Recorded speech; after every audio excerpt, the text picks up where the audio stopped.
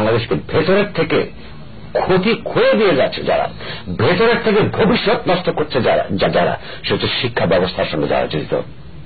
গত বছর ছিল সেই বছর যেই বছর পঞ্চম শ্রেণীর প্রশ্নপত্র পর্যন্ত আউট হয়েছে।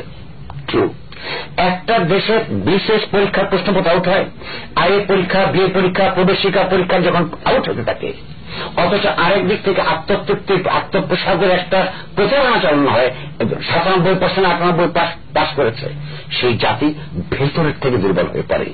সেই জাতি এইটা পয়সা দিয়ে কখনোই এইটাকে ঠিক করা যায় না।